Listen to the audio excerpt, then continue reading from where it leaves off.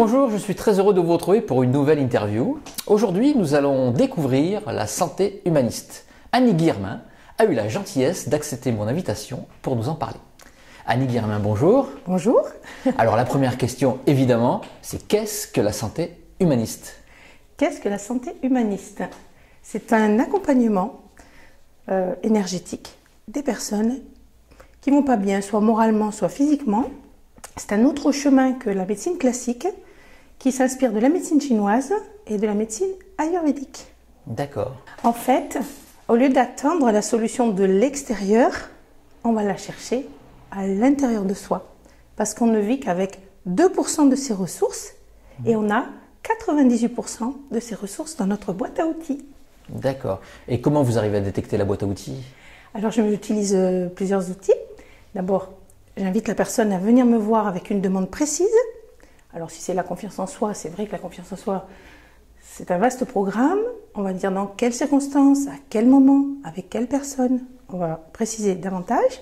Ça pourra faire l'objet de plusieurs séances éventuelles. Et en fait, on va faire connaissance avec la personne en faisant une anamnèse, un petit peu comme chez le médecin, c'est-à-dire une prise de connaissance de toute la vie de la personne en résumé, de son arbre généalogique, de tous ses traitements, des opérations éventuelles, des événements durs aussi de sa vie. Et moi, je vais lui présenter ce qu'est la santé humaniste. Après, on va passer en deuxième partie à la séance elle-même. La personne s'allonge, elle reste habillée. D'accord. Éventuellement, bon, elle a des chaussettes, puisque par la suite, je vais appliquer des points de digitoponcture, j'en parlerai plus tard. Mais elle reste habillée. Je la mets dans un état de relaxation qui fait qu'elle va lâcher la tête, puisque parfois on a des peurs, des craintes, enfin on va faire connaissance. Et je vais utiliser la prise de pouls sur l'artère radiale, quand la personne sera bien relaxée, qu'elle sera dans sa demande. Et petit à petit, je vais checker toutes les parties de son corps. Alors en yoga ou en différentes autres techniques, on parle de chakras ou de ce sont des parties du corps en partant de ce qu'ils appellent le chakra racine. Donc pour moi, ça va être toute la zone pubienne et membres inférieurs. Puis on va monter au niveau du nombril, puis au niveau du plexus solaire, au niveau de la zone du cœur, au niveau de la zone de la gorge, au niveau du crâne, enfin du troisième œil, puis ce qu'on appelle le chakra couronne. Je vais checker aussi les 5 sens, toucher, goût, vue, odorat, oui. Et je vais me servir du pouls. Alors ce pouls, c'est une technique bien particulière qui va m'indiquer, en fonction des questions que je vais poser et de ce que je vais ressentir de la personne, ça va me dire si la circulation est bloquée à certains endroits, un ou plusieurs endroits. Je vais continuer le chemin. Je vais m'apercevoir qu'il y a quelque chose de prioritaire. Et je vais voir l'explication. En fait, il y a une mémoire émotionnelle qui a impacté à ce niveau. Et après, ça fait comme un jeu de domino, aussi bien pour bloquer que moi après, quand je vais rétablir, pour redébloquer. D'accord ? Et ça va être en lien avec la problématique de la personne, mais ça ne va pas être direct comme ça va être un chemin comme ça ensemble, parce que ce qui est très important, c'est contrairement à la médecine classique, cette médecine alternative demande à la personne de travailler à 50-50 avec moi. Moi, je ne peux rien faire sans elle, elle ne peut rien faire sans moi. On se guide mutuellement. Moi, je ne sais pas où je vais trouver des choses, je lui en parle, elle fait des liens, et petit à petit, on avance. Et quand vous dites palpation du pouls, c'est votre ressenti à vous, après, qui va se diriger vers l'endroit où la personne a un mal? Alors, c'est mon ressenti, c'est un référentiel bien particulier, et je vais en faire prendre conscience à la personne par une autre technique qui s'appelle le testing musculaire. Donc le testing musculaire est très utilisé par les kinésiologues. Donc c'est si vous voulez, c'est un réflexe neuromusculaire. En aucun cas, moi je peux l'induire ni la personne. Ça relie le cerveau, le muscle et l'émotion. Et quand soit le bras, j'utilise le bras ou les doigts, quand parfois il y a des pathologies d'épaule, j'utilise plus fréquemment les doigts. Quand ça relâche, c'est que la réponse c'est non. Et quand la personne reste vraiment avec cette force, on ne peut pas estimer force, cette énergie, cette tension, c'est un oui pour moi. et la personne va en prendre conscience. Donc en prendre conscience, ça veut dire en prendre connaissance, c'est-à-dire que c'est un autre chemin que l'intelligence classique, c'est-à-dire quand on dit je sais, je comprends, enfin comme on apprend un peu à l'école si vous voulez, ce que j'appelle le casque du Playmobil, c'est-à-dire le cortex cérébral, je ne l'utilise pas. Moi je vais utiliser l'autre cerveau derrière, le cerveau limbique. Ce cerveau limbique qui contient l'épiphyse, l'hypophyse, l'hypothalamus, le thalamus et l'amygdale limbique, pas les amygdales. Et tout ça, c'est notre boule de cristal. Il y a une méthode. Oui, il y a tout un cheminement bien particulier, voilà.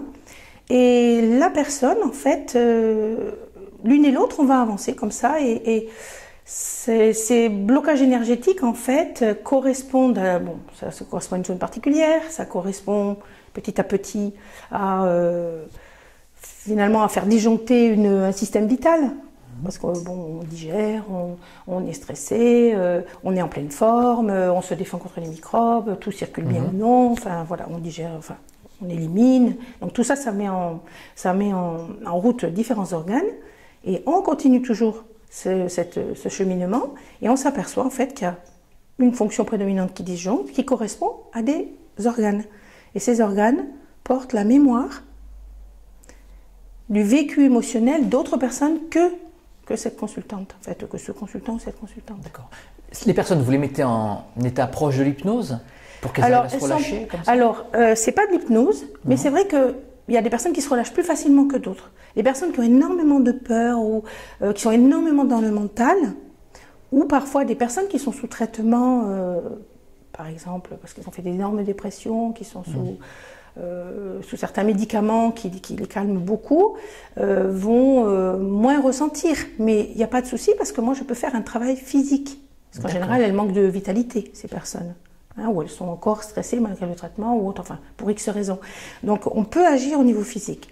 Par contre, la personne qui lâche plus le mental et qui a une demande plus morale, on pourra faire un travail émotionnel. D'accord. Et ce travail émotionnel ne peut se faire que si la personne elle a un peu déverrouillé tous ces verrous de sécurité, qui sont plus ou moins importants selon la problématique des personnes. Vous travaillez par apposition des mains? Pas comme le Reiki. Non, pas voilà. Non, moi uniquement, je touche simplement l'artère radiale.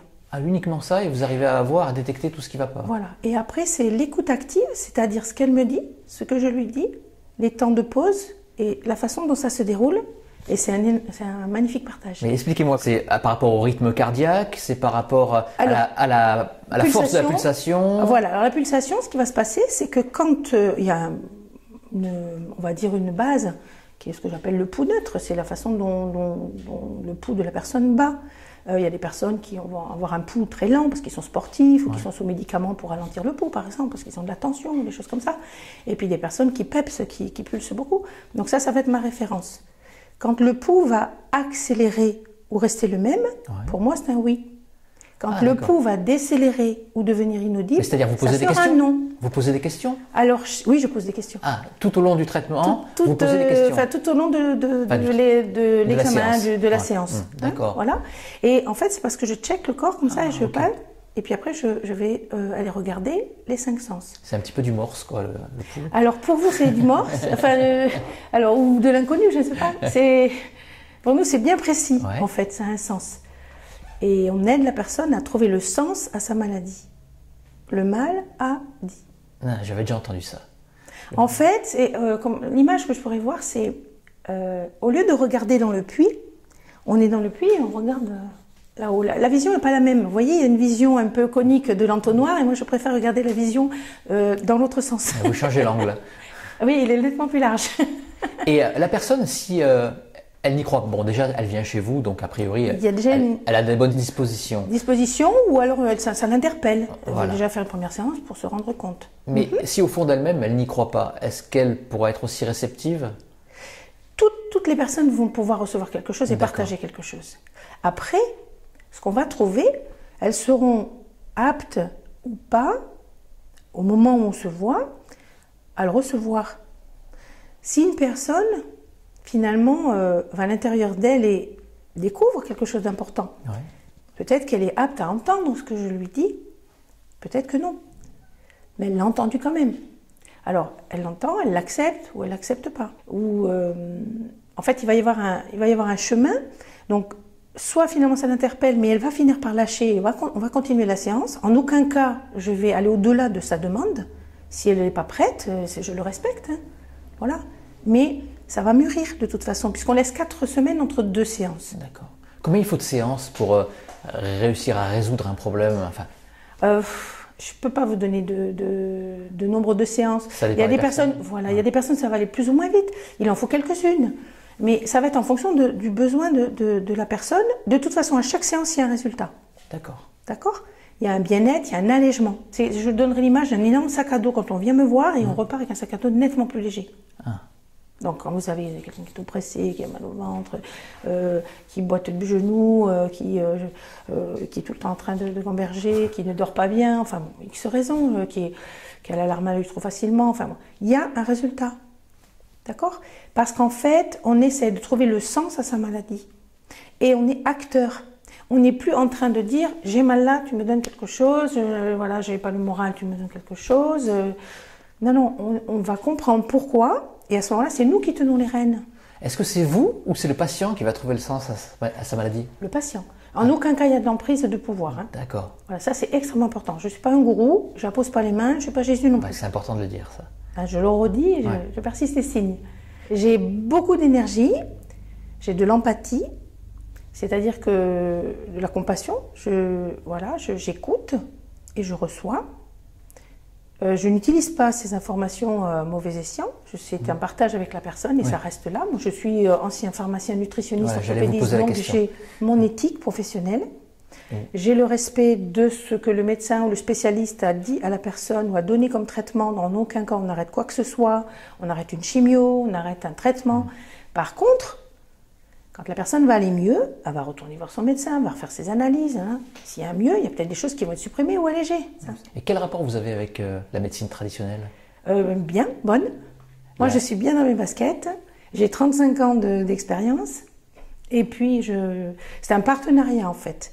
On a, dans l'avenir, énormément, je pense, à donner et énormément à apporter. Et je pense qu'on peut travailler main dans la main. Parce que le médecin, à l'heure actuelle, il est bridé par le temps, par les demandes, par l'économie. Par le Conseil de l'Ordre par le Conseil de l'Ordre aussi, oui, par le Conseil de l'Ordre. Et en fait, mais l'écoute, l'empathie et le fait d'essayer d'améliorer les choses pour que les gens aillent mieux, ça c'est pas interdit. Ah, non. Heureusement. Hein. Mais c'est la façon de le faire. Alors si on le fait pas de façon gourou, si on le fait de façon éthique, si on le fait voilà, dans le respect de la personne et qu'on s'arrête quand la personne ne veut plus. Vous voyez, il n'y a pas d'emprise, il n'y a pas de je te coupe la tête, tu fais comme ça. Non, non, en aucun cas. C'est vraiment la personne chemine et nous, on est là pour l'accompagner.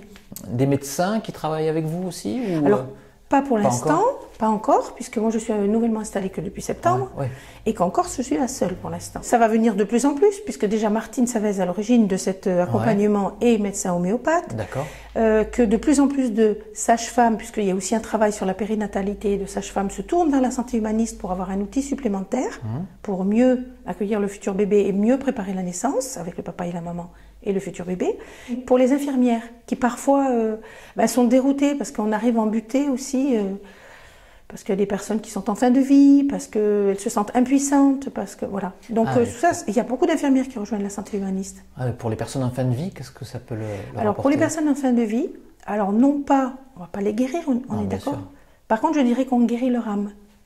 C'est-à-dire qu'en fait, elles vont partir en paix et le travail qu'elles vont faire, elles vont le faire aussi pour leurs descendants. C'est-à-dire qu'en fait, le moment où elles vont vouloir partir, c'est au moment où peut-être la famille va de nouveau se ressouder, s'il y a des disputes, s'il y a des... Bon, je ne dis pas qu'on va tout régler, mais on va apaiser les choses et à ce moment-là, ça autorisera peut-être le départ de la personne, parce que parfois on ne comprend pas pourquoi la personne elle est toujours là alors qu'elle est mourante et que la médecine baisse les bras et que... Voilà. Mais il y a aussi une autre constante. C'est est-ce que la personne est prête en laissant en fait panique à bord sur Terre. Donc voilà, il y a aussi cette constante spirituelle et humaine. Alors quel type de questions vous posez aujourd'hui? Vous avez eu un problème, expliquez-moi votre journée d'hier, je ne sais pas, comment ça se passe? Ça va être un ressenti en fait, ça va être... peut-être la personne, le jour où je la vois, elle a une énorme peine. D'accord. Donc elle va vous en parler comme un psy, au fait. Vous allez. Alors il y réagir. a un peu une écoute psychologique aussi, oui, il y a une écoute psychologique. Après, ça va pas être une écoute où la personne va faire que parler, ou moi que parler. En fait, il y aura des grands moments de silence. Ouais. Et toujours pareil, je vais checker les endroits où ça disjoncte. Et en fait, ça va rejaillir pourquoi cette peine à ce moment-là, ou cette souffrance. Bien sûr que la personne, elle souffre parce qu'elle est en fin de vie, mais elle souffre pas forcément avec son corps, elle souffre peut-être avec son cœur. Donc en fait, aller piocher, voir ce qu'on peut réparer, toutes les deux, et peut-être apporter de l'apaisement à cette personne. Donc du coup, par jeu de domino, apporter de l'apaisement à la famille. Et en fait, moi aussi, j'ai un rôle auprès de la famille. Là, c'est la famille, je suppose, qui vous appelle. Alors, pour l'instant, je n'en ai pas encore eu les retombées puisque c'est assez récent. Mais c'est quelque chose qui me touche. Enfin, c'est quelque chose que j'aimerais faire. Mais ça doit être fatigant psychologiquement pour vous.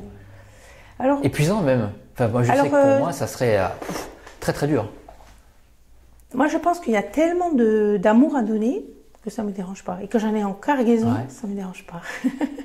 Vous arrivez à vous recentrer après, à être J'ai intérêt, oui. zen? Avant, pendant, après, oui.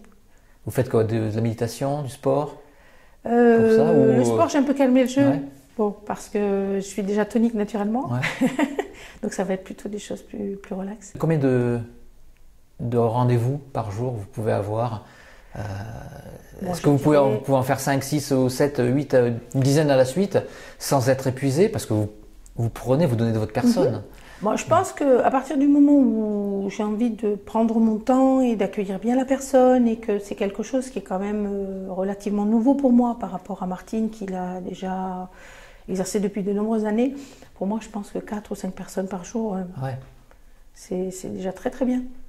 Parce que je veux qu'elle se sente en confiance, accompagnée, pas l'impression d'être un numéro. Enfin voilà, moi j'ai envie vraiment que ça soit une relation intense, quelque chose de neutre bien sûr, hein, je reste neutre, mais un cocooning, je sais pas, garder ce côté cocooning, enfin, que j'ai toujours aimé, même à la pharmacie, c'était déjà ça. Dans mon conseil au comptoir, c'était déjà ça, c'était ma priorité. D'accord. Et est-ce que vous continuez votre formation? Alors je termine avec les bébés et les enfants. Ah. Parce que ce qui serait intéressant, par exemple, voilà une demande, pourquoi, j'en discutais avec une dame, pourquoi son petit-fils se mettait toujours en colère. D'ailleurs, ce qui est bien, d'ailleurs, un bébé qui ne parle pas, vous pouvez avoir le oui et le non, rien qu'avec le pouls, ça c'est bien. Alors j'aurais besoin du papa et de la maman quand même, hein, mais ça serait quand même un triptyque. Ça on en reparlera. Et pour les enfants qui peuvent s'exprimer, bon je sais pas, 8, 10 ans, là, peut-être mettre un petit peu le doigt sur, c'est le cas de le dire, sur une souffrance ou quelque chose qu'il ne peut pas exprimer. Parce que l'enfant, il n'est pas en colère, il a la colère de quelque chose ou de quelqu'un. Et un très petit garçon qui ne s'exprime pas, est-ce que vous pouvez quand même arranger un malaise ou quelque chose qui ne va pas? Et s'il ne s'exprime pas, comment ça se passe? Vous allez poser quelles questions? Alors, ça paraît curieux, c'est du ressenti en fait. C'est toujours le même processus en fait, et après on va se servir forcément du papa et de la maman, enfin, ou de l'accompagnant, c'est pas forcément les grands-parents, je sais pas, ou la personne qui garde l'enfant.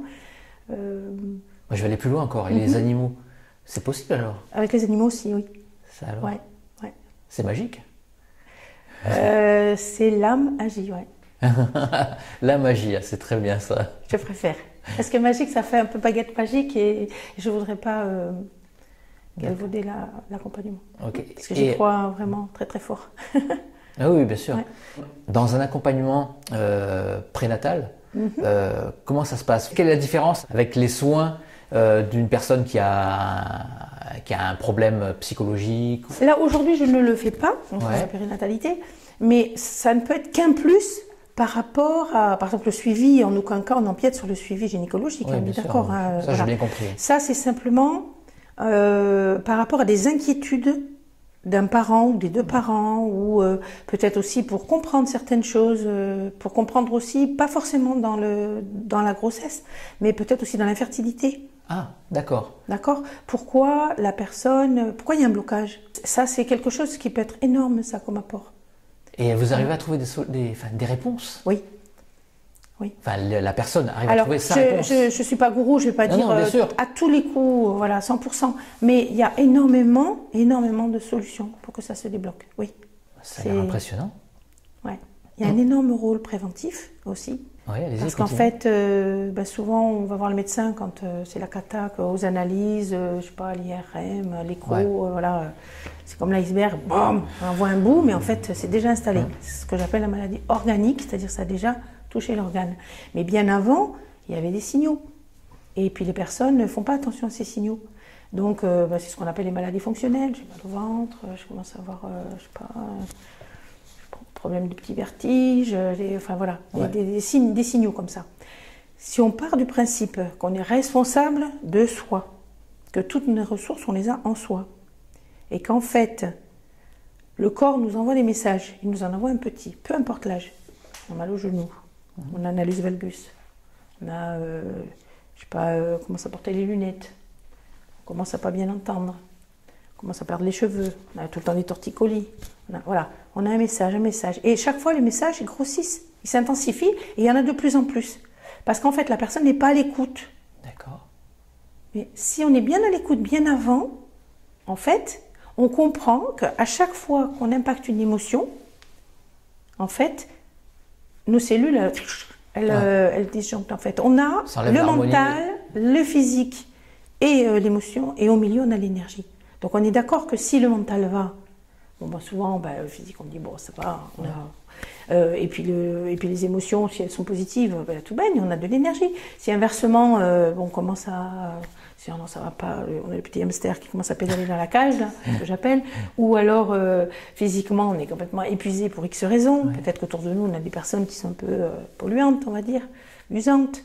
Ou qu'on n'a que des émotions négatives, ou alors ça va pas trop au boulot, ça va pas trop dans le couple, les enfants, il y a des problèmes de tout, de petits, de moyens, de grands, voilà, des peines, que c'est un peu en dents de scie, forcément l'énergie, voilà. En fait, donc nous on est là, nous on est en fait le réharmonisateur. Voilà, le rééquilibrateur, rééquilibrant, je sais pas, de l'énergie.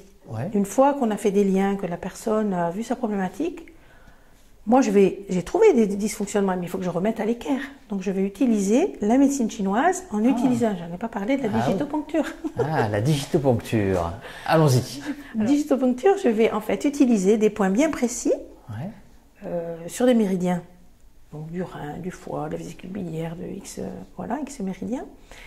Et je vais faire un travail pendant l'inspire et l'expire de la personne. Donc elle a les yeux fermés, elle est en détente, elle inspire profondément, elle expire profondément, et moi je vais faire relancer cette énergie qui bloque à des endroits particuliers. Donc il y a vraiment des protocoles bien précis selon les endroits où il y a le blocage. Après je recontrôle, que tout soit remis. Et l'endroit prioritaire va faire comme un jeu de domino, tout va se remettre à l'équerre, toutes les 7 centres énergétiques et les 5 sens. Voilà. Déjà, ça, c'est votre ressenti après quand vous voyez que tout est à l'équerre? Oui, tout à fait. D'accord. Et la personne, de toute façon, physiquement, elle peut ressentir aussi. Il y a des personnes qui me disaient au départ que c'était un peu comme une boule au niveau de la gorge, ou serré au niveau thoracique, ou mal au ventre, ou des petits fourmillements, enfin des choses pas forcément agréables, et qui après me disent ça y est, c'est parti, ou alors j'ai plus ce poids sur les épaules, ou j'ai plus mal au ventre, ou voilà. D'accord? Ça peut se ressentir ou pas. C'est aussi, ça dépend du ressenti de la personne. Et dans une deuxième partie, je vais faire mon travail à moi, où je vais vraiment mettre toute ma neutralité, ma compassion, ma spiritualité pour dégager un petit peu les mémoires qui n'ont pas lieu d'être à certains endroits. Et je recontrôle aussi. Et en troisième partie, je peux tester, parce que j'étais nutritionniste, je peux tester de la nutrition et de la micronutrition. Donc ça fait un peu appel à l'homéopathie ou à des apports vitaminiques ou de plantes. Et je vais tester pour voir si ça convient ou pas à la personne, si elle en a besoin ou pas. Voilà. Et en tant que pharmacien, j'ai aussi mes 35 ans d'expérience qui font que je peux conseiller ou pas, dans certains cas, ou pas, petit, moyen, enceinte. Voilà, je sais les contre-indications. Donc voilà, j'ai mes limites aussi, je les respecte. Et je ne donne pas à tout craint quelque chose. Vous voyez? Je vois très bien. Santé. Oui, je le ressens. Très bien, vous avez tout compris. Annie Guillermin, merci beaucoup. Et c'était très intéressant. Merci. Donc à la prochaine. D'accord, merci beaucoup.